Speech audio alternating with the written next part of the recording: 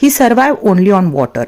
His demand was clear: permanent reservation for Marathas under the OBC category.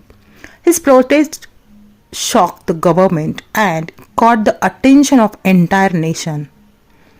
Today, Manoj Jarange Patil is more than an activist. He is the voice of Maratha community. His journey has proved that even one person's determination can awaken millions. People now look at him as a symbol of courage, sacrifice, and leadership.